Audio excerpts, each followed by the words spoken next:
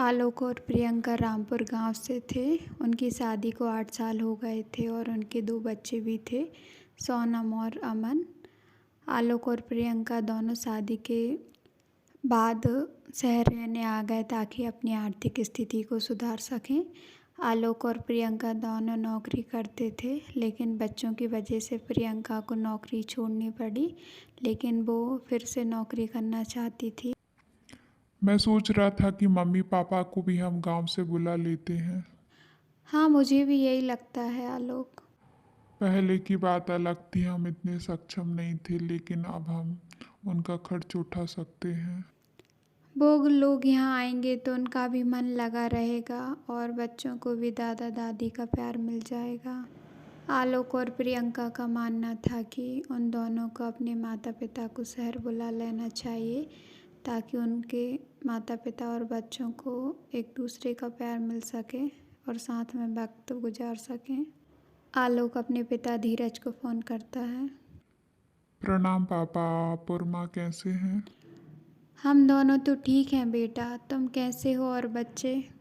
हम सब ठीक हैं पापा। हम सोच रहे थे कि अब आप और माँ को यहाँ आ जाना चाहिए। अब हम भी सेटल हो गए हैं, अच्छा खासा कमा लेते हैं, इसलिए आप और माँ यहाँ आ जाइए। तुम्हें और बहू को कोई तकलीफ तो नहीं होगी हमारे वहाँ आने से?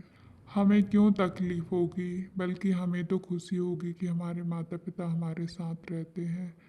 हम अपने पैरों पर खड़ा होना चाहते थे, इसलिए आप लोगों से अलग थे। अब सब सेटल हो गया है, इसलिए हम चाहते हैं आप और माँ हमारे साथ रहे।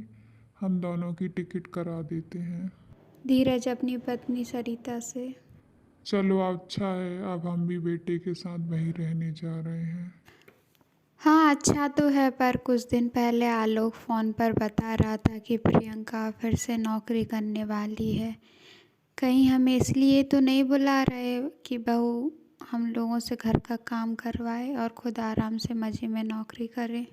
अब ये सब तो वहाँ चलकर ही पता चलेगा। यहाँ भी घर का काम करती हो, वहाँ थोड़ा सा काम कर लोगी तो क्या हो जाएगा।